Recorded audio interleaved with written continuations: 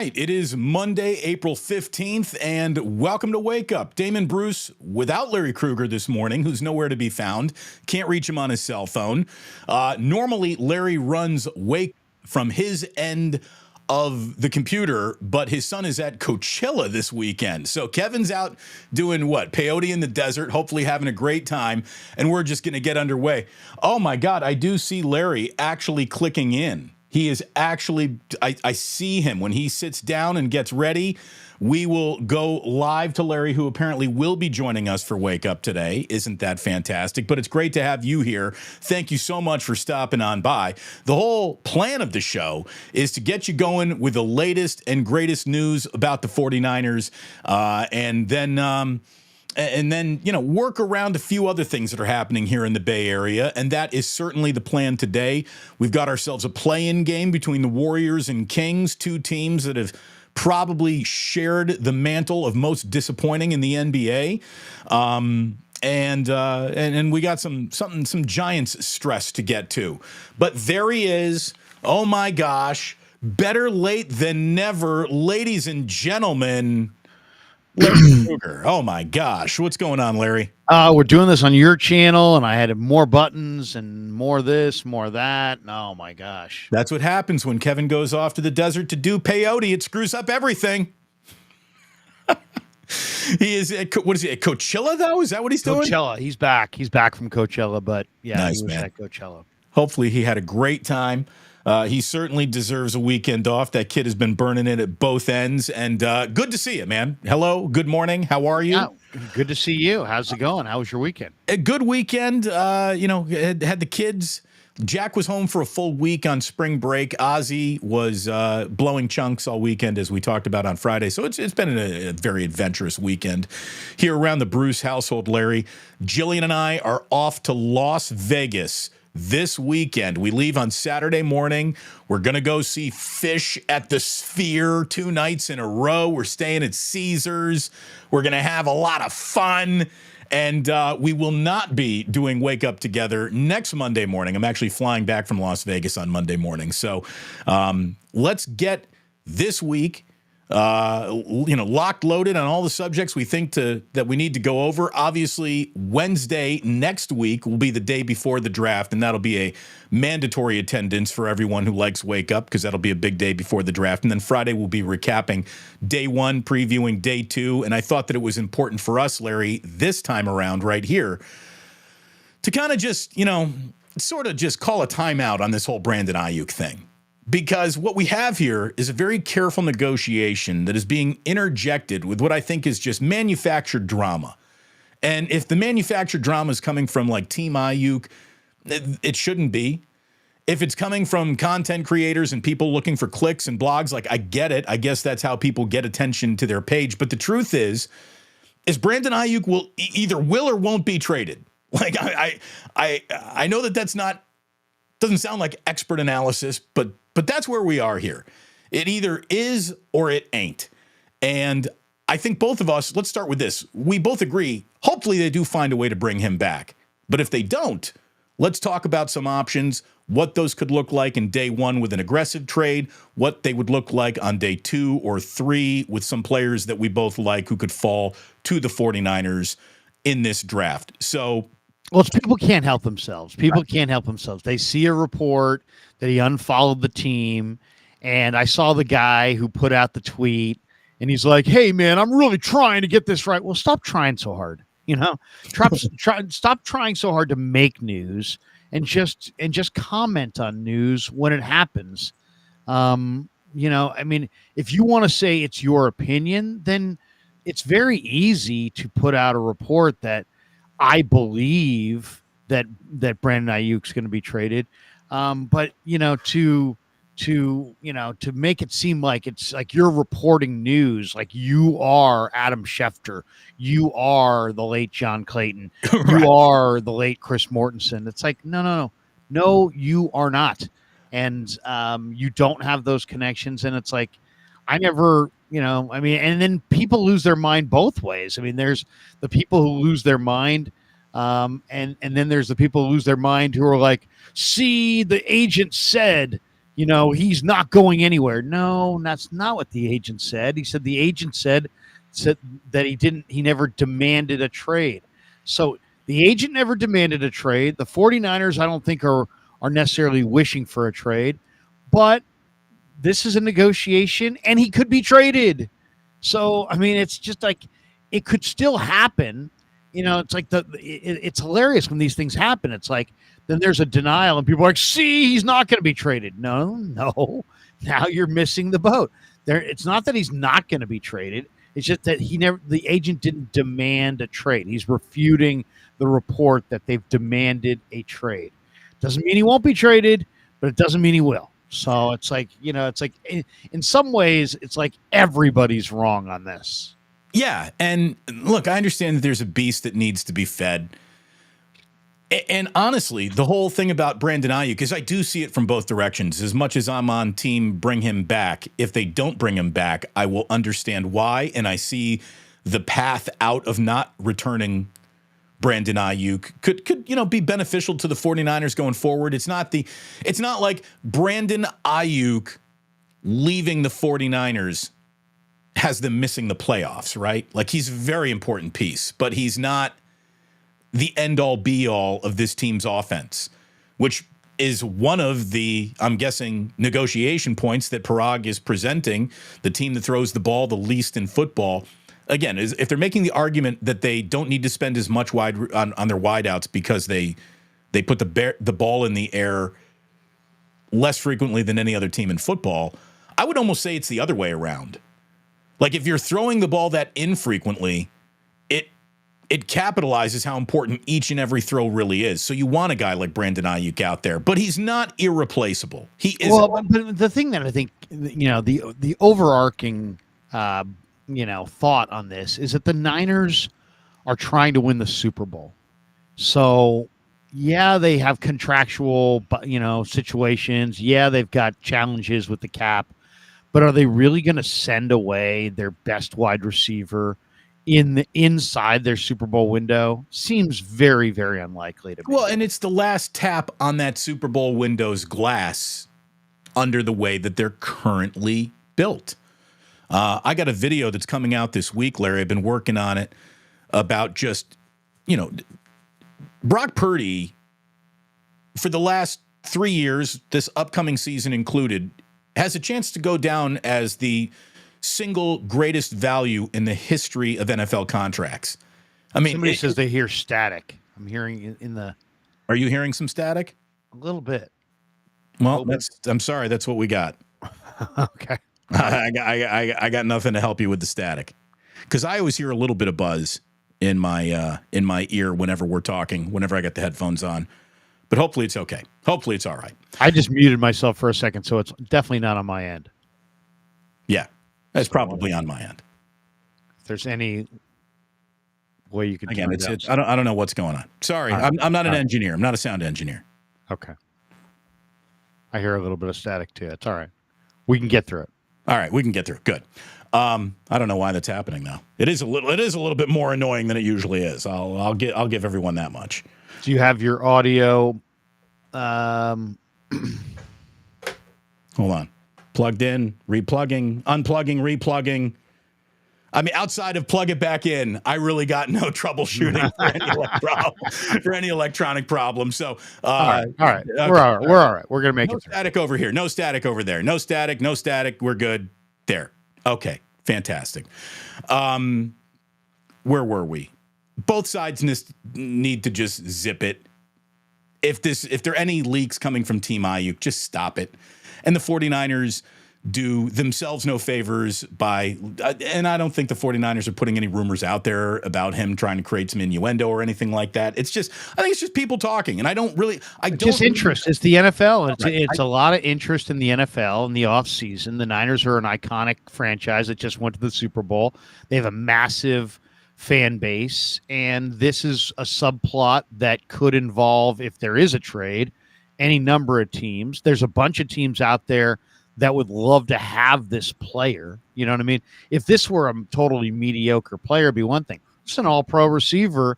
Steelers could use him. Giants could use him. Chargers could use him. Chiefs could use him. I mean, there's 5, 6, 7 teams out there that are really desperate to get better at wide receiver right away, whether it be in the draft or via a trade. And so I think that's driving it, especially when you see this, trades that are just outlandish. Well, the 49ers would trade him for, a fourth and a sixth next year and a fourth this year. It's like, okay, Steeler fan, stop dreaming. Or Right. Okay, Giants fan, stop dreaming. So, it is what it is. We're in that time of the year. I get a feeling, Damon, that if we could chart the next 5 years, there always is going to be a story in March and April that gets pounded into the ground where there either is not a lot there or there is something there, but it's not going to be determined until the draft or afterwards. And NFL media is going to be all over it. Why? Because the NFL offseason is juicier than some sports in season. No doubt. No doubt. Yeah. So all I can tell everyone is that Larry and I are not here making stuff up about Brandon Aiyuk. We won't be doing it, and we will probably talk about him less between now and the actual draft because, again, there's a fork in the road. It only goes in two directions. He's back, he's traded. That's it. And we'll find out soon enough. Again, what are we? Next Thursday. Right. A week from Thursday is the draft. A week from Thursday. So we don't need a whole bunch of updateless updates between now and then. But let's talk about if there's something of consequence, we will share it. We will comment like everybody else. But until then, it is what it is. And just, if you're in the camp that, hey, I'm afraid they're going to trade him, don't be afraid. There's a possibility they move him. But it would be on draft day because they see a foundational player shift, dropping. If Brock Bowers falls into the late teens, you might see them pull the trigger on something like this. Why? Because they may want to make a fundamental decision to move on from Aiyuk and go with Bowers as a foundational offensive piece. Outside of that, they're not moving him for just a couple of picks and cap relief in the midst of their Super Bowl window. They're going to go for it and then make their move. That'll be my guess. Well, let's talk a little bit about the scenarios that could have Brandon Aiyuk's replacement being drafted either on Thursday or Friday or possibly over the weekend next week with the day 3 pick.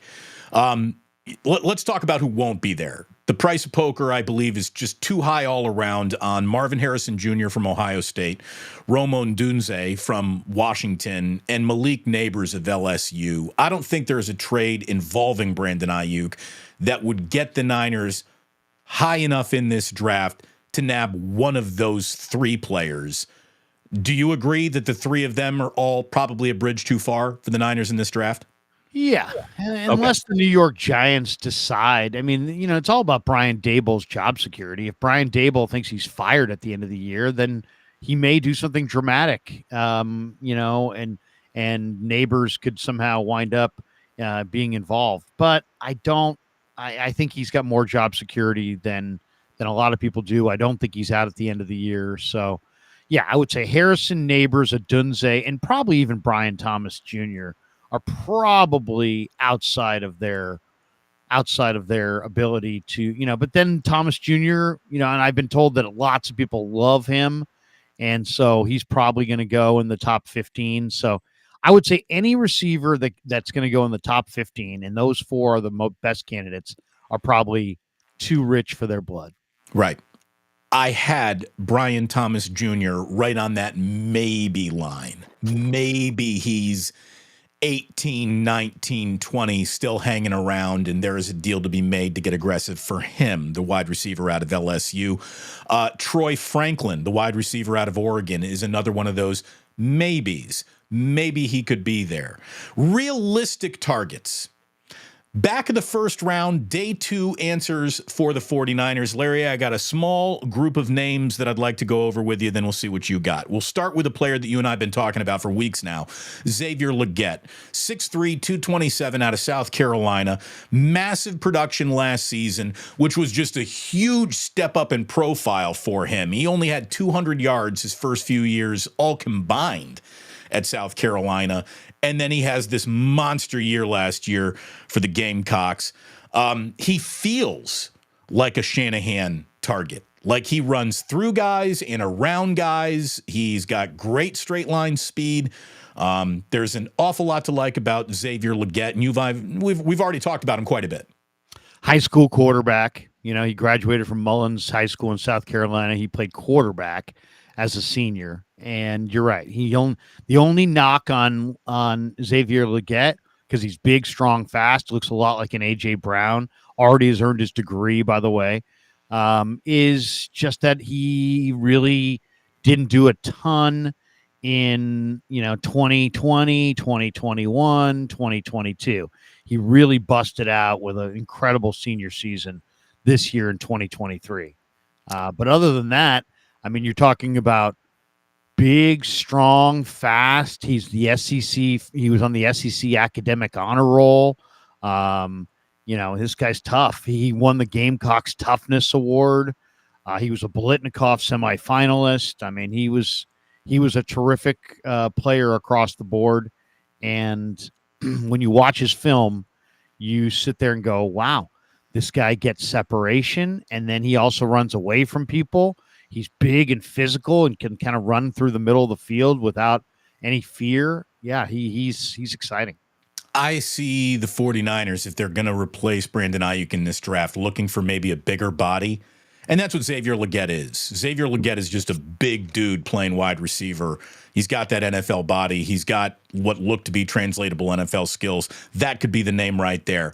Another wide receiver that I kind of found and I like more in this draft after kind of putting together this little segment over the weekend, Larry, just watching, some YouTube clips and highlights of players. And we haven't talked about this guy at all. I don't think in any wake up, you and I have brought up the name Roman Wilson, who is a 6-foot-tall, 192-pound wide receiver out of Michigan, very aggressive at the point of the catch. In other words, he battles for the football. And because he's a Harbaugh guy, you don't have to sell him on blocking downfield in the running game. He already does that, and he does it really, really well. He's physical. He's not the biggest dude at 6 foot, 192, but he's got all the scrappiness in him that looks like would be, a perfect fit for how the 49ers play football. Roman Wilson is a name we haven't talked about at all. What do you think? Well, he's from Maui. He's the only downside. I mean, he's an academic all Big Ten honoree. He was incredibly productive. Smart guy. Very, very polished wide receiver. The downside is that he goes to the ground pretty easily. There's not a lot of run after the catch there. He doesn't break a lot of tackles. He really doesn't. He's not a guy who's going to catch it in a crowd and take a couple hits and keep rolling. But he's very polished and had an incredible role in the national championship team. He's a little smaller. He's a little, he's 5'11", 185. He's got good ball skills. Yeah, there's a lot to like there. So the next two guys that I have for you, forget about their names, forget about where they are, where they're from. Let's just look at how the 49ers want to play football. And that's why I think these two guys could be fits. Starting with Malachi Corley, 5'11", 210 out of Western Kentucky. He's the screen machine, Larry, and we know the 49ers love to run screens. Western Kentucky threw him 149 screen targets over the last 3 years, according to Pro Football Focus. He's built like a fire hydrant. Defensive backs constantly bounce off him. Malachi Corley out of Western Kentucky, who is a guy that you were talking about a couple weeks ago. You do like him. I do. But, it's funny. The more I watched him, the more I actually fell in love with their quarterback. I like Austin Reed, the quarterback at Western Kentucky, an awful lot. This kid, Corley, is from Orange City, Florida, Campbellsville High School he went to in Kentucky. And he's kind of like a poor man's Debo, but he is a poor man's Debo. He's not Debo. I mean, he's not as thick. I don't think he's quite as explosive, but the game means a lot to him. He does break tackles. He's a first team all conference player in Conference USA. He looked really good at the Shrine game. Senior Bowl co-offensive player of the week. The Niners always seem like they like players who excel during the Senior Bowl. He definitely did. So yeah, really good player, tough to bring down, and was named the top wide receiver on the national team at the Senior Bowl by the defensive back teammates during practice for the event. So, he's a really nice player. He played in 49 games, 32 starts in 4 seasons for the Hilltoppers, 29 touchdowns during that period, averaged about 62 yards per game receiving over 49 games. But as I said, the more I watched Western Kentucky and Corley, the more I really think that Austin Reed is worth drafting, the quarterback there. He's a leader. He's got a great delivery. He's got a 4.4 GPA. It's kind of like this year's Brock Purdy, 6'2", 220. Really liked him. So he transferred to Western Kentucky to replace Bailey Zappi, and then Corley was his number 1 receiver. I wouldn't mind having both, to be honest. And look, Malachi Corley is their second round for sure. He's not a first round pick. He's a second round pick. Probably a day 3 pick, Larry. I mean, really, unless somebody falls deeply in love, he's going to be going to the weekend in the draft in Detroit. So I would say he's a third round pick. Okay, but we'll see. That's right. So I wish that we'll get into this a little bit later. I wish they would change the draft format just a little. We'll get to that later. I mean, if the first pick is, they list him right around 60 on the list, and I think that's probably where he's going to go, which would be end of round 2. Okay. All right. Beginning of round 3. I just wish they would do I wish the first day of the draft was the first 2 rounds. It's funny. Midway through the first round, I'm always like, man, this is dragging. Can we pick this up here? By the time they get to the end of the first round, I'm like, all right, now I'm officially settled in. Let's keep going.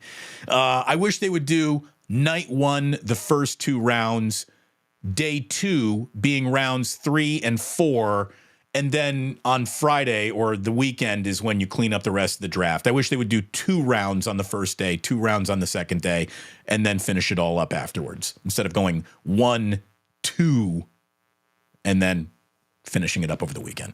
Why do you wish for this?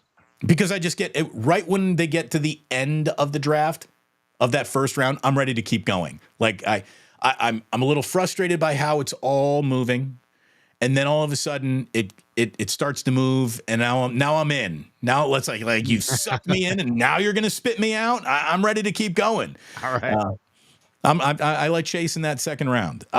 Malik Washington, final name here for you, Larry. Malik Washington out of Virginia, the smallest dude of all that we have talked about just in terms of physical stature. He's 5'8", 191. But if you want a guy who creates after the catch, and remember, I'm looking for wide receivers that fit attributes that the 49ers covet. He led college football with 110 receptions, and he was ranked 4th with a school record, 1,426 receiving yards, and he is a beast after the catch. 710 yards after the catch with 387 coming after contact. He's got a 42.5-inch vert. So for a guy who ain't big, he plays big, and he plays right through guys. And yards after the catch, I can't think of an attribute that Kyle Shanahan is looking for more than that in his offense. Yeah, this kid's awesome. He's from Lawrenceville, Georgia. He started at Northwestern. He transferred to Virginia, and he was a great player in 2 different conferences. And if tons of people played fantasy college football, this guy would be going much higher, because this guy is winning your fantasy college football. Dude, 110 league. Catches. Yeah, 110 catches is if you look at some of the game lines, just look at some of the game lines against Vatek, 14 catches for 115. Against Duke, 8 catches for 112. The next week against Louisville, 9 catches for 155. Against G-Tech, 11 catches for 109. Against the Hurricanes, 12 for 152. Against Carolina, 12 for 115. These are all in a row. And then against William and Mary, 7 for 112. 9 touchdowns receiving, 110 receptions. The thing about him is he's a slot receiver. He doesn't have super separating speed, and he's small. Does any Niner, though? Is super separating speed what makes the Niners wide receivers dangerous? Because they don't really have a lot of that. Well, but the only thing is you want to see receivers separate at the college level, because at the pro level, it's a whole nother level. So right. It's like you want to see them separate. And that's why I just read you first round production. So, but he ain't going in the first round. So why is he not going in the first round? Because he's small and he doesn't separate. So we'll see. I think he's going to be a very good, productive pick.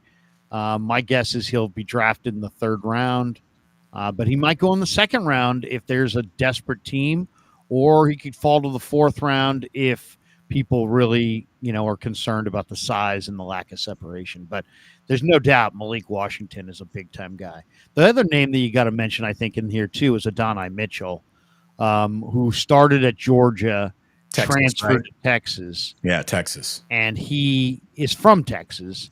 He's from Missouri City, Texas. He was heavily recruited, could have gone anywhere. Decided he's a 6'4", 190-pound receiver who runs in the 4.3s. He's an incredible talent. He told Kirby, I want to transfer because he has a little girl. She lives in Texas.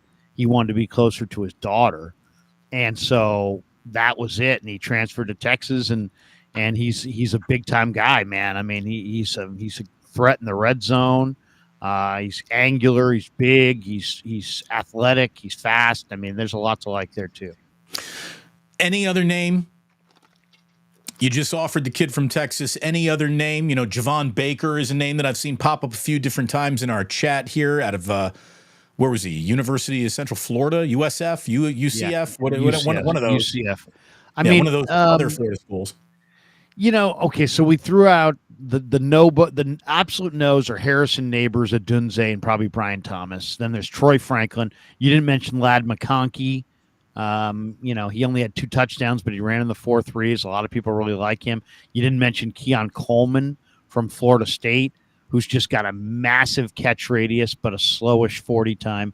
And then I think the other guy that has to be mentioned here is Ricky Pearsall from Florida, who's like 6'1", 190, and he's an incredible player. Wasn't that the name of a NASCAR driver? Wasn't there a NASCAR driver named Ricky Pearsall? That sounds about right. I don't know if he's related. But this guy, really good player. He's from Chandler, Arizona. He's another academic honor roll guy. So he started at Arizona State and he transferred to Florida, and has already earned his bachelor's degree. As I said, smart kid, good size, great ball skills, makes tons of plays, run after the catch. I kind of question the durability because he's a little bit, underpowered. Like, he looks like the kind of guy that you could hit him a couple times really, really hard and separate him from the football. But I mean, if you're looking for just, a guy who can run the routes, make the catches, played in the SEC, Ricky Pearsall is a tremendous player. There you go. Vote for Javon Baker from Invader 49er in the chat. Hey, like and subscribe. Great to have you here on Wake Up. Thanks for joining us here. Damon Bruce, Larry Krueger. It's awesome to have you on. Bye. If Brandon Aiyuk is traded, I don't necessarily think that they're going to look to replace him with that first pick. You know what I mean? I think that they'll address it a little bit later on. I just don't think the Niners are going to be looking wide receiver day one. And you want to know who I think is the most likely to replace him if he is gone? Juwan Jennings. I just think it means Juwan Jennings is out there more. Probably more than it means they're going to draft a young rookie who steps into the role and fills the bucket left by Aiyuk's absence. I think it's going to be Juwan Jennings more than anything else. I mean, you got to look at this as, it's Shanahan's 8th year. So his tendencies are absolutely on the table to be looked at now. We have a large sample size of Kyle Shanahan tendencies, and his tendencies to ask rookies to do anything, it basically doesn't exist. You know? I don't know if they're going to want to have that rookie compared to Aiyuk, so I could see them not using the pick on a receiver. But I don't think. Well, we'll see. We'll see. I mean, if they moved off of Aiyuk, what do I think would happen? I think they would probably sign like a Tyler Boyd, and they would probably have Boyd in the slot and JJ outside. But JJ doesn't run well. I mean, JJ's slow. I mean, he for the stopwatch, he's slow. But he's football fast. I mean, he's football fast out of the slot if you ask him to run the big slot routes and run out routes and possession routes. But he's not Aiyuk. He's not going to run down the field. He's not going to run deep crossers. He's not. I mean, I hear what you're saying, but he won't have the second best yards per catch average in the NFL. Isn't that where he's just a different receiver? Yeah. He's just a different receiver than Aiyuk. But I hear what you're saying. I mean, I think if they do move Aiyuk, my guess is it would probably be to Jacksonville. I tweeted this yesterday. There's so much talk about Pittsburgh.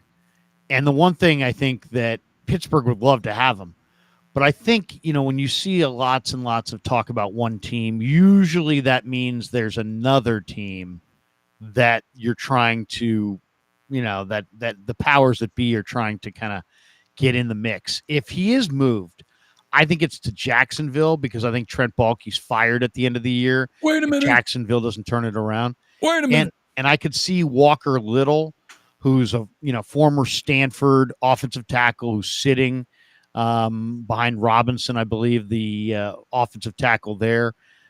He's played the left side. He's played the right side. He's from Stanford. He's only 25. He's a backup in Jacksonville. I could see it being like Walker Little and the 17th pick for Aiyuk. I don't think it's going to happen, but if he does get moved, I think that's where it's happening.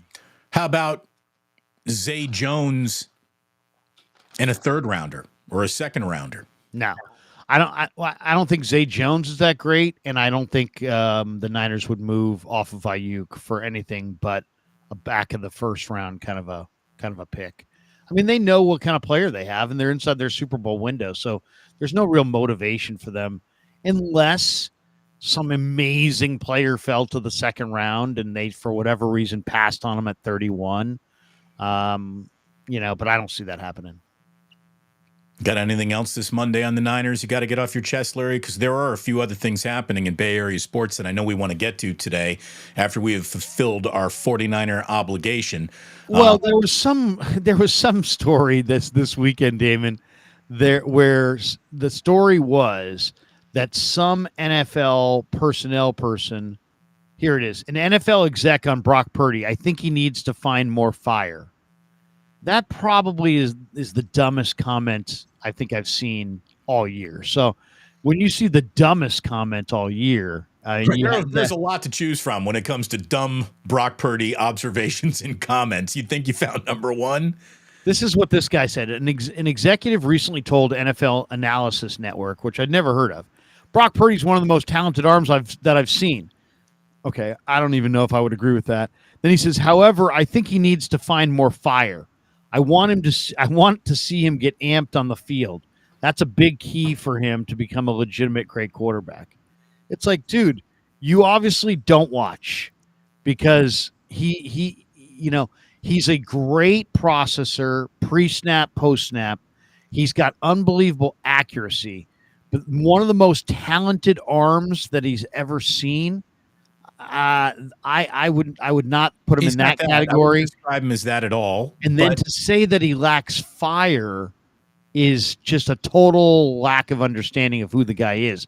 The guy is fire. The guy is all fire, Well, and what does he mean by fire? Does he want him on the sideline yelling at his coach and teammates? Does he want him yelling at his offensive coordinator?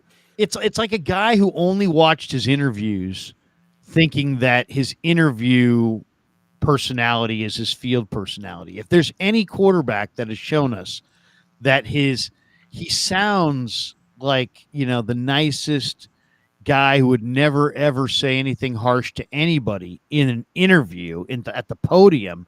He's like, "Oh shucks, yes sir, no sir, yes ma'am, no ma'am." He's very, very calm, very, very, almost to a fault. It's like on the field, the guy is fire personified, and he's constantly yelling and screaming and flexing and yelling at guys to be in the right spot. I mean, it's like this executive could not be more wrong. Well, first of all, it's an unidentified executive talking to a website I've never even heard of. So let's not put too much stock into any of this. Right. And I guess my follow-up question would be, if it were Brock Purdy who had the "you like that" Kirk Cousins moment walking through a tunnel, would this article even be written? That's I don't understand what he's looking for. What is an element of fire he thinks he's been? Again, tell me you're not from here.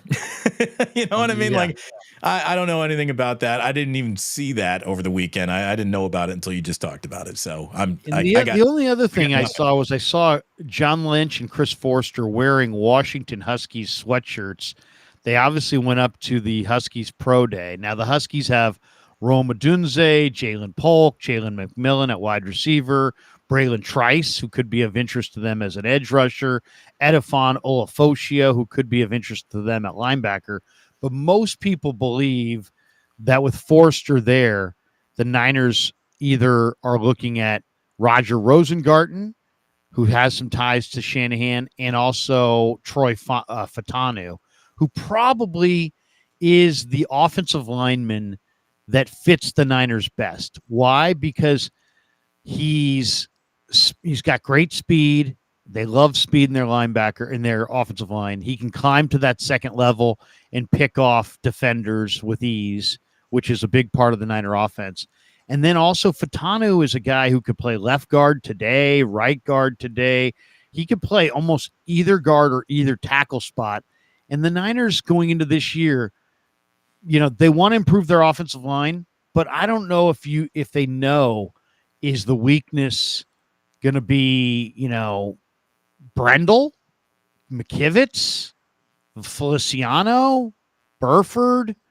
Is there going to be an injury? So Fatanu in a lot of ways, I think fits them the best, Damon. Why? Because he's the guy that's most ready to play, and he's also the guy that can play the most spots. And so that's interesting. And it's like, it makes you wonder, because he's projected to go in the teens, that, there is talk that the Niners are talking about trying to move from 31 into the teens, maybe in front of Seattle, maybe in front of the Rams, two teams that are widely thought to have interest in Fatanu. So I guess maybe where is he playing his rookie year? I mean, he would start day one, I think, at right guard. That's where he would start. He would start at right guard, and it would be, Trent Williams, Aaron Banks, Jake Brendel, Troy Fatanu, and Colton McKivitz across the line, with Fatanu at right guard. And then if Burford showed up in camp and was just awesome, or Feliciano looked great, or anybody looks great, or if they drafted another offensive lineman to go with them, and that guy looked great, then I think there's a chance that he could be the right tackle. So he's definitely on the right side, of course. Do you think that the 49ers like McKivitz more than we do? Or I don't mean we as in you and I, as 49ers fans point at Colton McKivitz. No doubt they do. And he is there. He's the new easy dangling thread on the sweater to pull on for people, especially with the Super Bowl highlight where it looked like he missed the block on the final offensive play of the game for the Niners. It was, look, they've already re-signed him. They didn't have to. But they picked up his deal through 2025. So they not only in a commercial, he's in a John Deere commercial right now with Brock Purdy. Okay. Have you seen that? They don't. No, I haven't. Not a lot of John. What are you watching? Like a rural America? Where are you getting your John Deere commercial? It was on Twitter. Oh, I missed it. I'll play it. Are you in the market for a tractor, Larry? They have a lot of targeted advertising. Have you been Googling tractors in your free time? No, but it's Colton McKivitz and Brock Purdy in a commercial for John Deere. No, there's no question that they like McKivitz. I like McKivitz more than most people. He's smart. He's tough. He's versatile. He's easy to like. He's played very, very good football outside of a few moments. And I think I don't really think he's the weak spot on the offensive line, to be completely honest. I think that's why in my mock drafts I'm looking at Zach Frazier, because I think Brendel is more the problem than McKivitz. But you could use an upgrade at both spots. McKivitz, I think, in an ideal world, is probably your sixth offensive lineman on a championship club. But I didn't leave the Super Bowl going, damn it, Colton McKivitz cost us. I didn't. Right. So you know what I think would be the ideal first round? Sign or re-sign Brandon Aiyuk. Don't even mess around at 31. And if Zach Frazier drops you at 31, that's the pick. You don't even think about it. And you just had a great first round. I tweeted this out yesterday, and I actually tweeted it at John Lynch. So we'll see. I said, I've done many 49er mock drafts, and I keep coming back to one plan. I'd love to see Lynch figure out a way to start the draft with Zach Frazier from West Virginia at center and Michael Hall from Ohio State at defensive tackle in the first couple rounds. Build from the inside out with two awesome interior prospects. I think that's the best plan, and I do. I think that's the best plan. Well, and it just fits how they think. Past is prologue. They love drafting defensive linemen, and if you value defensive linemen as much as the Niners do, the other side of that coin is offensive line protection, and protecting Brock Purdy, especially in the passing game, has to be the priority this offseason. So makes a lot of sense, Lair. Makes a lot of sense. We got what's next Thursday, so Monday, Tuesday, Wednesday, Thursday. Week from Thursday. We got 11 days. 11 days until the NFL draft. Looking forward to it. I really am. Are you ready to move on? Yeah. Are you ready to go? Are you ready to talk about who is more disappointing to be in this game? It is the Warriors and Kings in the play-in. I've already watched a little what our friends Deuce and Mo from up in Sacramento. They do their Kings pre and post game, and they're like, look, this is an opportunity to end the dynasty. You can end the freaking Golden State Warriors once and for all, so you got to relish this opportunity. And yeah, in some way, maybe there is. But it would also be just devastating. Like Mike Brown might need to be fucking fired level devastating if the Kings lose on their home court again in a one and done to the Golden State Warriors after dropping a 7-game series to them last year to find a playoff exit. This is a game that the Warriors could absolutely lose. It's a game where the Kings can't lose it. The Kings lose this game, like they might as well go right back to the drawing board of their franchise. Like build around Sabonis, I guess. Good luck everywhere else. Like they're so disappointing. The year that I thought the Kings were going to have is not the year that they had. And the Warriors lost 20 freaking home games. Like no good team has ever lost 20 times at home and then gone on to do anything in the postseason. So I don't know. Like there's a part of me that gets, nostalgic, and I think, God, this could be Klay Thompson's last game in a Golden State Warriors uniform. That tugs on the heartstring. I'm always signing up for more Steph Curry. I don't want a season to end, and now I have no Steph Curry, less Steph Curry.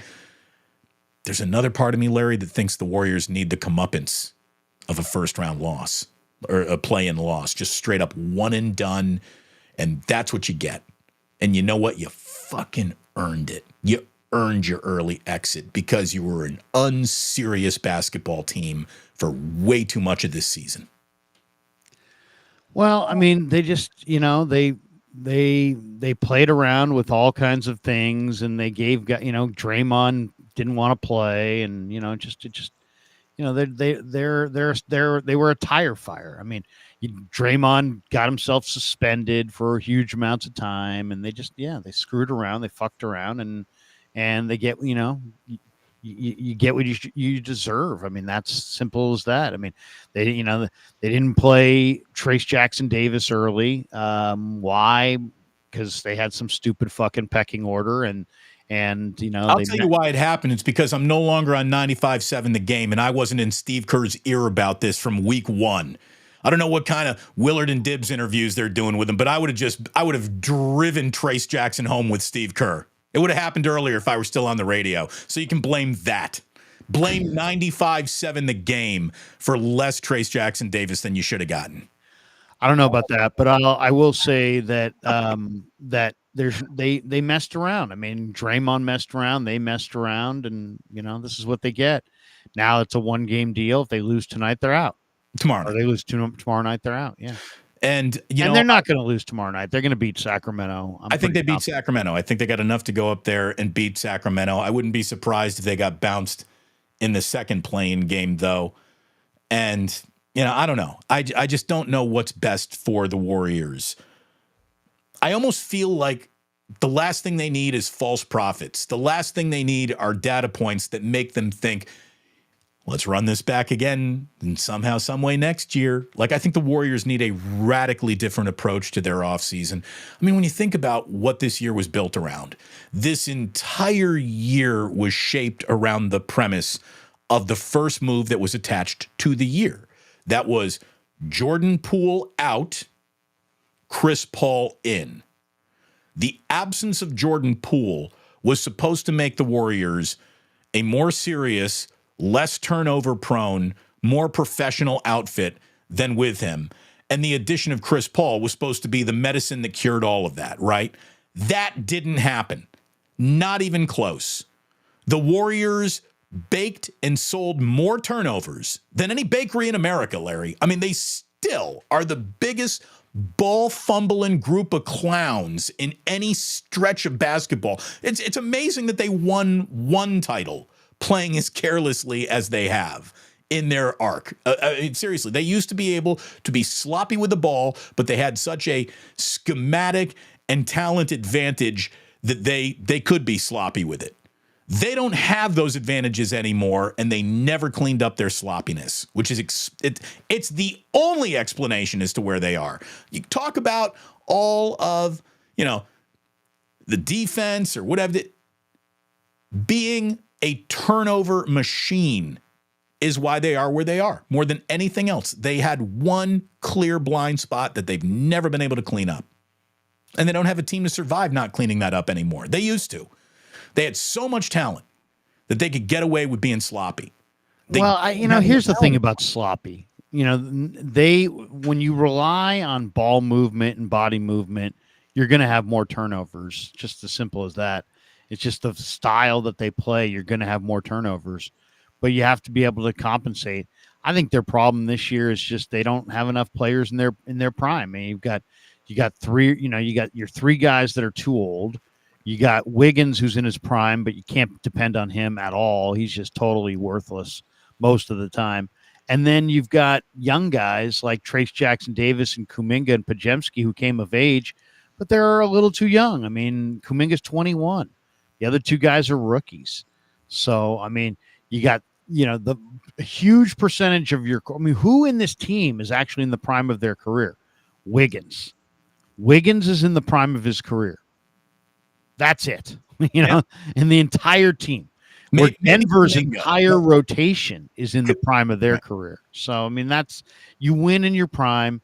Steph looks old. Draymond looks old. Clay at times has looked old.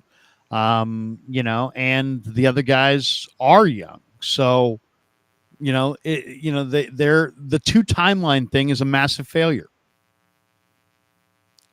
Yeah. I mean, look, the Warriors need a drastically different approach this offseason, and I just don't think that they can bring this thing back built around Steph, Clay, and Dre, and that's, it's time for something different. It's time for something different. This season was a proving ground of it's time for something different. It's going to be very difficult. I mean, it's time for something different, but guess what? Nobody wants your old guys except for Steph, and the Warriors don't want to move Steph. That's the thing. I think it's time to just walk away from Clay. I think I hate to say it, but it is. I mean, it's just something different needs to happen. I don't even know what that is, but something nobody different wants needs to happen. Clay. Nobody wants no. Well, but you that's Clay's problem. Yeah, but I mean, Clay's. I mean, you're not getting anything for Clay. He's a free agent. So I'm just Right, but I'm saying saying the Warriors should not fill a roster spot with him anymore. It's definitely time to say goodbye there, I think. Okay. But I mean, even so, how are you going to, it's much more complicated than that, because it's not like you can sit there and say, oh, well, and then you'll get some great player. No, I would say goodbye, Klay Thompson. Hello, Moses Moody. You're the starting two guard of this team now. Yeah. But I mean, that's not going to result in anything different. They're just going to have to figure out the Chris Paul situation, what they can do with his contract, because it isn't expiring. There is value there, on an expiring $30 million deal. They got to figure out what are they going to do with Wiggins. It's Paul, Wiggins, and Clay that are their kind of decision-making deal, but I don't want to see him move off of the young guys. I don't want to see Trace Jackson Davis traded. I don't want to see Kuminga traded. I don't want to see Podziemski traded. I think those are the guys that have value. So it's like, what do you have of value that other teams want, and you don't have anything? So this Joe Lacob proclamation of you'll continue to do nothing, and you'll be like everybody else. So I mean, I God bless him. I mean, he's the guy that said we're going to hang banners here, and they hung banners there. But the system is set up to kind of, wash out the old teams, and they're going to have to somehow. I mean, they don't have picks. They just don't have assets to move. They don't have. It's over. It's over, and it's going to corner. There's going to be some lean years unless something's out there that I'm not anticipating, and maybe there is, because I don't spend all day looking at the Warriors' options. Do you think anyone involved, Larry's got the brass balls to actually trade Steph Curry? It's the only move they can make. It's really the only move that they can make that can actually bring them assets. Steph Curry can bring them assets. So, that's going to have to be. They haven't got the stones to do it, Larry. Oh, they don't. They absolutely don't. And also the way too expensive tickets in Chase Center for years coming forward here. So right. Joe wants to go to the finish line with all three. Right. So if you want to go to the finish line with all three, then you're trading Podziemski and Trace Jackson Davis and Kuminga. Yeah, good luck on that. Let me see how that goes for you. Because I don't think I like those young players, but I don't think they're going to bring back the kinds of players that will make you a title contender. So they're just going to have to decide what they're about. Are they about just, regular season dollars and turnstiles and revenue? And in that case, they're going to stay the course. Or are they about accelerating to the next time they could win a title? In that case, they're going to have to make some really tough decisions. And when I say that, I probably mean, moving Draymond Green and Steph Curry. It's going to be a tough deal. It's going to be a very, very tough deal. And it's just the way it's set up. I mean, if they had taken Halliburton instead of Wiseman, maybe they'd be in a better spot. No doubt. But other than that, they've made a lot of good moves. I can't fault them for this last year. You had 19 and 57, and you turned that into Podziemski and Trace Jackson Davis. Right. You got legitimate NBA players. Yeah. I mean, you can't blame Dunleavy and, those guys. So they're just going to have to get really, really creative. Now, I don't know if is there a team out there that wants Steph Curry that's going to give you a couple young, great players? I don't know. I would say no. It feels like they're a little painted into a corner. And having said all of that, I think it's important for us to be the adults in the room who let everyone know that this really isn't worth getting angry at. The Warriors have had a longer life cycle of competition than most teams ever get. They've been pretty damn good for a decade, and they've won 4 championships in the decade. And that's really good. That's really good. I mean, there is an aging process, and Father Time is undefeated, and what is happening to the Warriors, quite frankly, Larry, at this stage of the Warriors, is supposed to be happening to the Warriors, right? I mean, it's the way the league set it up. I mean, it's as simple as that. I mean, guys get old. There's a lot of young talent. The best record picks last. The worst record, worst records are in the lottery. It's just kind of the way it is. No super chats have come in here today. No one feeling very generous, but Old Dirty Hungus is in here. 3 months now as a member of the Initiated. Thank you very much. 3-month anniversary. Our dual stream, by the way, is just on your channel this morning because I don't think you sent me the I thing. did. You could have absolutely shared it. For whatever reason, it was not shared. So we're just in here. Oh, it's just us today. It's just on your channel. Oh, well. I'm missing your channel, Larry. I know. I'm missing everyone who might have been there. I feel seriously would have been a lot of people. We should say something about Pig in a Pickle. Yeah. And we should say something about Ike's and go to the Dubliner and admire Larry's cool neon sign behind him and all these good things. Thank you so much for being here. Oh, by the way, Mike, he heard the call. There you go. Thank you very much. He's dropping the super chat. Thank you very much, Mike. We do appreciate it. No Kruger station today. He's not simulcasting on his channel. See what happens when Kev goes to Coachella? Everything goes to shit. And maybe you're the one that's on peyote here, Larry. I don't know what to tell you. Yeah. Then, hey, let's kind of wrap up with the two other things that I know we both wanted to talk about today. Blake Snell got rocked in Tampa. And like, how did that guy win a Cy Young? God, it's now look, he hasn't had a spring training. Yeah, it's early. He's just warming on up. And this is the deal with the devil that the Giants made to sign him. And it's also a player that we're now looking at the rest of the league basically saying, too rich for our blood, Blake. No, not interested. And the media sessions at his locker are fucking painful to watch. And that post game the Giants have, whatever the excuse machine or whatever it's called, that's hard to watch too. I mean, it's just like, what's the excuse machine post game show? Who's just Carlos or the girl, whoever, Brett. Yeah, I mean, it's just whatever. It's so painful to watch. It's like they just sit there and it's not, the season's not over yet. Oh, really? Thank you. It's April 15th. Right. Blake Snell promises to be better. Oh, really? Thank you. I mean, it's like, it's just, I can't even, and so many excuses.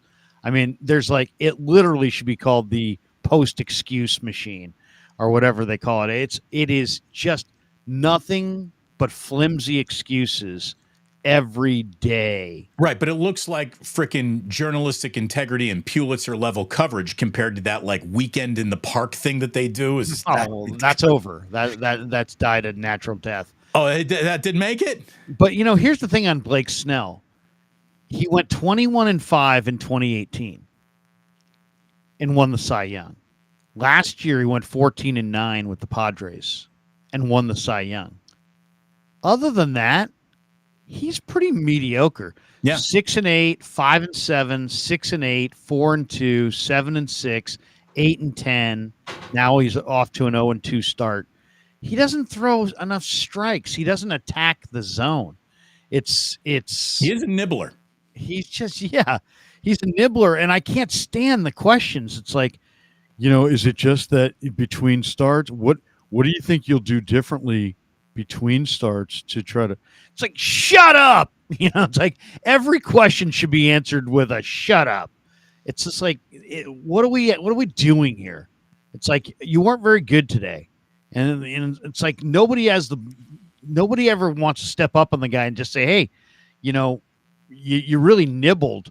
Or how about the Giants? It's like you waited to the end of spring training to sign this guy. And now it's like, well, this is really his spring training. Well, whose fault is that? Right. You have more money than God. You're the richest owners in the league. You have an unbelievable financial situation. You know what I mean? It's like the fact that you didn't sign this guy in March is on you. And why didn't you sign him in March? Because you couldn't get your price.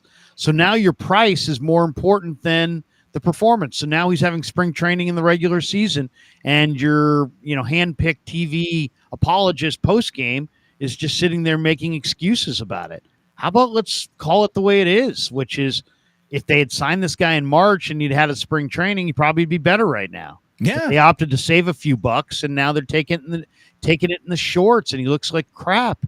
So it's like, and that's not the problem. I mean, that's the Giants. In fact, to me, the Giants are 2 players away from being very, very good.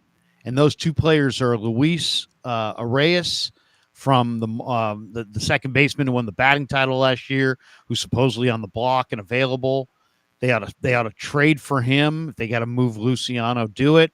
The other one's Pete Alonso.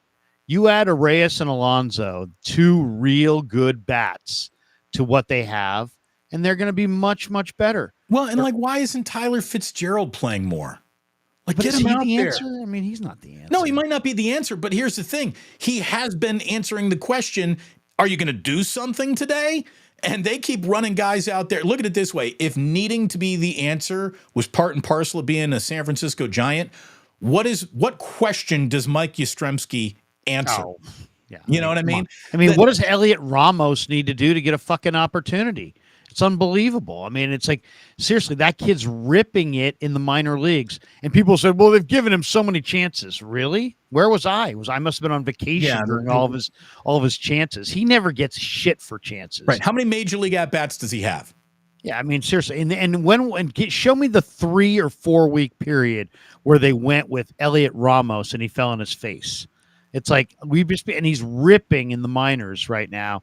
And you're looking at Yaz, who's just a pathetic player at this point. All he does is fall on his face. Well, Slater ain't better. I mean, he's hitting 083. You have 2 corner outfielders. In the big leagues, the corner outfielders are where you usually get big time offense. You look at the Rays corner outfielder, they got Randy Rosarena. They got him out there. You look at corner outfielders in the division, they all can hit. The Giants are going with Slater and Yaz and parking Elliot Ramos at AAA in a year they're supposed to be developing. It's like, come on, guys, let's. I realize you like Yaz, you like his wife, you like his family. He's a cute little story, this and that. Farhan found him. Fuck, it's over. Game over. I mean, it's like, come on. The credits are rolling, and they're still going. They're running Yaz and Slater out there. I mean, that's really it. You take away Yaz and Slater, add Arias and the Polar Bear, and those guys are available according to what I've read. You're a much, much better team. In fact, the Giants might be a 90-win playoff team with postseason upside if they would make those additions. But no, they're going to roll with Slater and Yaz. Right. And they scored tons of runs Saturday, but they can't, it's like, that's it. I mean, it was like one of every 4 games, they're going to hit a bunch of, bombs on the road and score some runs, but the consistent offense is just not there. There isn't a team in baseball. It's weird. The Giants are such a weird team because there isn't a team in baseball that, like you said, the whole Matos thing. Where's Matos? There isn't a team in baseball that moves on from a prospect faster. Like he gets a week and then that's it. They've seen enough. Yet there also isn't a team in baseball that'll let a guy who can't do it remain in their lineup longer than the San Francisco. It's weird. It's really weird. They got no patience for their rookies, and Yaz gets 3 years to suck. It doesn't make sense. And not only that, it's not like they signed these guys. It's not like they looked around, failed to get all these guys, and all of a sudden signed these guys. They signed these guys early in the offseason. This was like a major part of the plan, was bring back Slater and Yaz. And I know Slater had a decent year last year, but he so clearly isn't the answer. And Yaz is just, 220. 210, 230. I mean, And by the way, Jung Hoo Lee is hitting 242. Having said that, he's among the least of their problems. Like, I actually plays a like him. beautiful center field. I will say that. Yeah, he's not He bad. hits the ball hard. No, he's not bad. But once again, $19 million a year. I need more than he's not bad for $19 million a year guaranteed for the next 6 years. I mean, that was such a dramatic overpay. This is what the Giants do. They can't just have Marvin Bernard. They got to give him an $11 million contract extension. They can't just have him hitting in the 9 hole. They got to lead him off and put him in center field. That was back in the day. They take more okay players and overpay them and put them in bad spots, and then make everybody sit there and go, wait a second, this is your leadoff hitter and center fielder every day. It's like, it's fine. But I mean, it's fine that he's on the team. He was a good-looking young player, but for about half the money. I mean, you're telling me that you couldn't have gotten Jung Hoo Lee for, I don't know, $17 million a year? Who are you bidding against? $15 million a year? Who are you bidding against? Exactly. Who are you bidding against? It's like Boris took Farhan out back and just absolutely beat him like a drum on that negotiation. I like the kid. He's a nice little player. But he's a bottom of the lineup guy, Larry. He's not your starting center fielder and leadoff hitter. At least not on a championship club, unless you're gonna have real big talent on the corners, and they don't. Look, 242, decent center field, couple of stolen bases. You should be able to promote a minor leaguer and get that. Are we convinced that Matos couldn't do what this kid's doing? I mean, I don't want to put it on Jung Hoo Lee. It's on Farhan. Right. It's not about Jung Hoo Lee. It's about $19 million guaranteed for 6 years for Jung Hoo Lee. You're paying him what the Astros are paying Yordan Alvarez. You're paying him what the Diamondbacks are paying Corbin Carroll. I mean, that's the level of play. So, people saying, well, he's actually he's pretty nothing for $19 million. $19 million. I'm expecting 285, 15 home runs, 10 to 12 stolen bases, great defense in center field, 400 on base. $19 million. So it comes across like, oh, you're being critical of Jung Hoo Lee? No, I'm being critical of the people who gave Jung Hoo Lee $19 million guaranteed for 6 years. That's way overpay. And I like him. I mean, he's not a 250 hitter. I would say he's a 275 hitter who's going to hit, 12 home runs, steal probably as many bases, give you a good on base, give you a good at bat. But that's not worth $19 million. So whatever. I mean, play Tyler Fitzgerald a little bit more. He's the only guy on the team in a small amount of at-bats, though, who's hitting above 400. He runs like the wind. Just play him. Just play him until he plays himself out of the fucking lineup. Like, that guy will do a 3-for-3 with 3 stolen bases and come into the clubhouse the next day, and his name's nowhere to be found in the lineup. Like, it's just... Well, yeah, and you have no speed, so he is your speed, So, yeah, I would play him too, but, they want to go with defense and Nick Ahmed, and I understand why, because they feel like pitching and defense, but you got to score some runs. And they need a couple hitters. If they added Luis Arias and Polar Bear, they would have a 90-win team. They would make the playoffs, and once they got there, I'll take my chances with that rotation and with that bullpen, especially if you can move Hicks and Wynn. If Ray and Cobb stepped into the rotation and suddenly Hicks and Wynn went to the bullpen in front of Doval, you got to be kidding me. The Giants would have a strong rotation and a strong pen. They're just a couple of bats away, but a couple of really good bats away. I don't know if you can get Pete Alonso and a Rise at the same time. I mean, what do you got in your farm system that's going to get you either player, much less both players?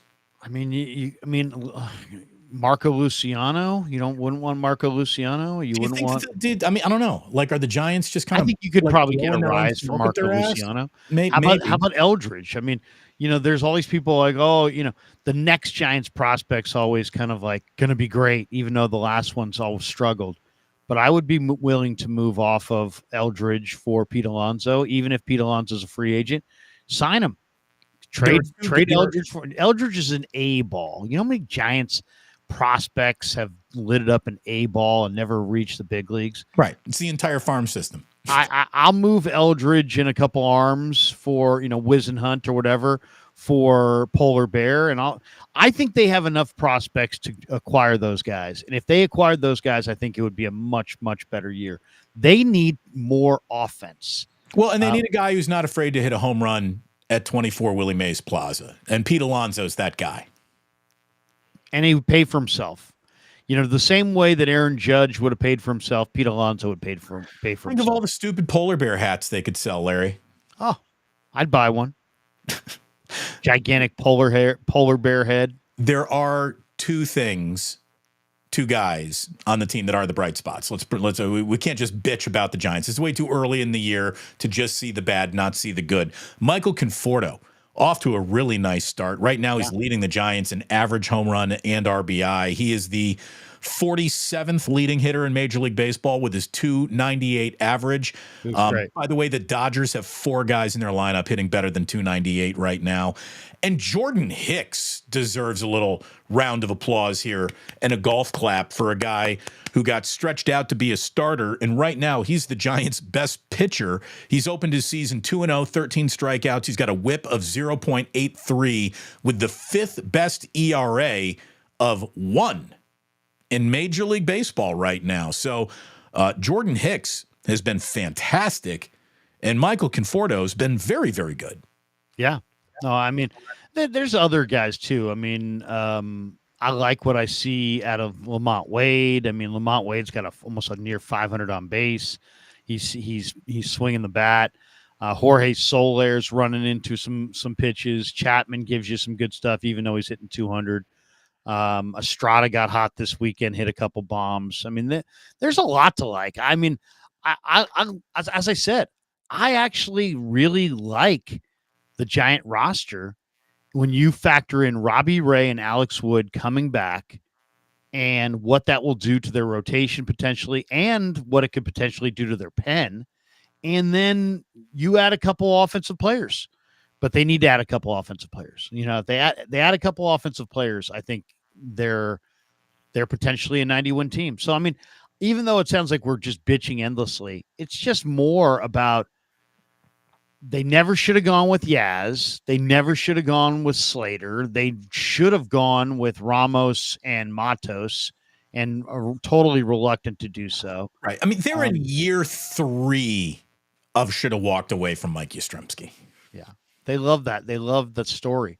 I mean, you hear it in the broadcast. I mean, it's like, oh, yes, and he just had the kid, and how's the wife? And he's a great guy. I like him. He's a really nice guy. He's not Will Clark. Right. He was at a Let's not pretend sport. like this is like an all-timer or something. Right. This guy's just a guy that was doing nothing at AAA. You got a couple nice years out of him. All right, great story. Move the fuck on. Right. You got to quit pumping the well. The oil is run out. I mean, come on.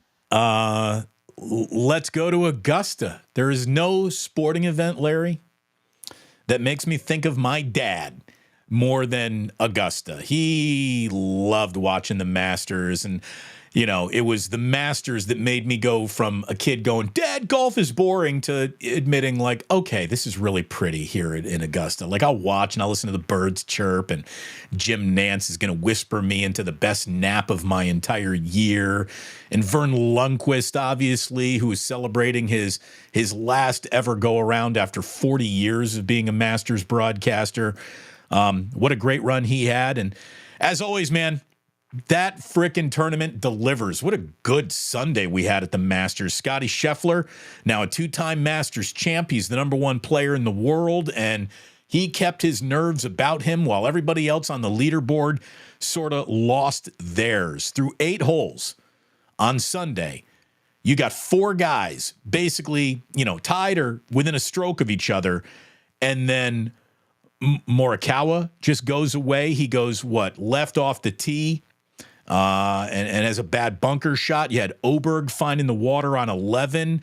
Homa starts to retreat from the leaderboard right around hole 12. Amen Corner is where dudes went to die besides Scotty Scheffler. And he's without a doubt, he's the best golfer in the world right now, Lair. No doubt.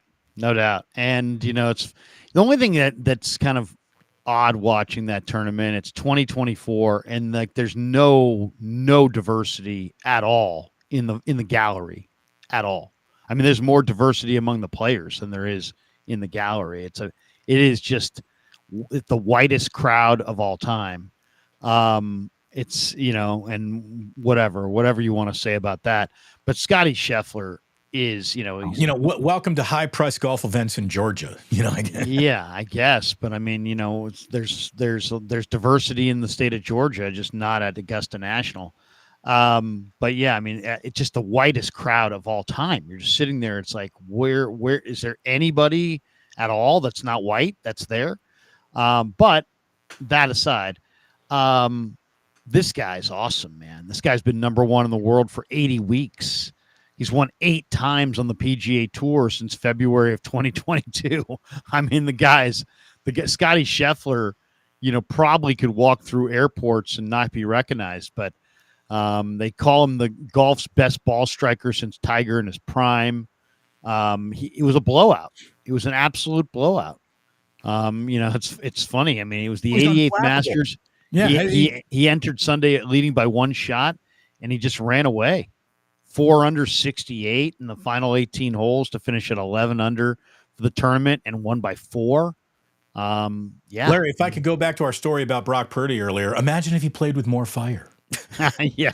I mean, the guy just walks around like a robot. I mean, he doesn't smile. He doesn't frown. You don't know if he just came off an eagle or a triple bogey. Like, the guy just does not change his demeanor for nothing. So he's also really, I mean, even though, he doesn't look it, he's only 27. You're talking about the 4th youngest golfer to win multiple green jackets. Only Nicklaus, Tiger, and Seve were younger. So, I mean, this guy is awesome. And it's funny, I forget who we had on last week, but somebody was like, Scheffler. I mean, it's really not that. Sure enough, it was Scheffler. Well, yeah, I mean, but that's like saying Secretariat. Like, yeah, we're now comparing Scotty Scheffler to Secretariat. No, but I'm saying it's like UConn. Well, they're the number 1 seed in the fucking tournament. Yeah, they're supposed to win it. Coming up with, I think Scotty Scheffler is going to win the Masters. All you need, would you look at the world golf rankings and see he's the number 1 ranked player in the world? Well, he's won jacket. Well, of course, yeah. He's won 3 times in the past 35 days. He won at the Arnold Palmer, he won the Players, and now the Masters. Yeah, the guy is absolutely on top of the golf world, and it's been coming. It's not like something we couldn't see. This guy's been getting better and better and better and better. And yeah, I did like the personality on the Swedish kid, Ludvig Oberg. Like, he was smiling, he was rolling his eyes when he would save par. Like, that kid's got a personality. I like the Swede. Oh, Ludvig. He was fun to watch, but then he hit the water on the 11th. Yep. He made a double bogey 6 and fell 4 shots behind, and that was it. That was ball game. But yeah, Scotty Scheffler. Now, is Scotty Scheffler marketable? How many people watched? I don't know. I was rooting for Morikawa because I'm a Morikawa fan. Yeah, he's a Cal kid. Yeah, exactly. He's a great guy and a terrific ball striker and great iron player. But as soon as he put it in the water on Amen Corner, he mentally checked out. You could see him just go. His shoulders were just fuck. That's where it ended for him. How about Tiger plus 16? Career worst 17-hole event for Tiger. I mean, the fact that he made it around the course 4 rounds in a row is where he's finding, like, that's the win for him, right? I mean, just Tiger finishing an event right now is like that. Let's start our evaluation there. Did he get through all 4 rounds because he doesn't all that often. So yeah, but no, it was. I watched it. I love watching the Masters. Congratulations to Vern Lundquist on an incredible career. Larry, maybe the best pipes there are. I mean, when I think of the two guys with the best voices in broadcasting, Vern Lundquist comes right to the front and center of any conversation. John Miller of your San Francisco Giants, and honestly, I think one of the greatest broadcasters hidden in plain sight because, again, he works for the A's, and the A's are, designed to make you not pay attention. But Ken Korak has a baritone that could go, toe-to-toe with anybody's baritone voice. Those guys got three incredible voices, but Vern, just the subtleties and the, oh my, I mean, it just is he's great. To me, what really comes across with Vern Lundquist is that he seems like a very nice man. He seems like a guy who everybody, does he have an enemy? You know what I mean? Who hates Vern Lundquist? Yeah, exactly. Who hates Vern Lundquist? That guy stinks. That's what let's be honest. I mean, sports are supposed to bring us joy, and he is a guy who's, perennially happy. It seems like he's not over the top happy, but you can tell he's enjoying himself. And to me, that's a prerequisite to a great announcer is they have to be enjoying themselves. Right. He still really loves doing what he does. And you can feel it. You can see. Did you see him go out there and set up a little chair behind a tree to watch Tiger come through one last time? And then there's a meme out there with Tiger. It looks like he's shaking hands with the tree because that was Vern Lundquist's arm shaking Tiger's hand as he went by. Great guy. Great guy. Great turn in Billy Madison. He was fantastic in Billy Madison, and we wish Vern Lundquist the very, very best. Guy's great. How about this? The NCAA tournament no longer has Vern Lundquist or Jim Nantz involved in it. Who would have ever thought? I know, and it's everybody. It's got to come to an end. But man, what you could say about Vern, just a pro's pro, and just somebody that he broadcast the games, but he wasn't the story. But he had enthusiasm for it, but he wasn't a cheerleader. I mean, these are very difficult things to do. He made something that is very difficult look really, really easy for a long, long time. And longevity is something I also respect. So totally. And there's beauty in simplicity. There's beauty in simplicity. And again, the single most, it's whatever the shot heard round the world is in golf is just him going, oh my. That's it. It's the number one call in the history of golf. The Jack Nicklaus, oh my, yes sir. That's it. Yeah. That's all he needed to do. That's how good he was.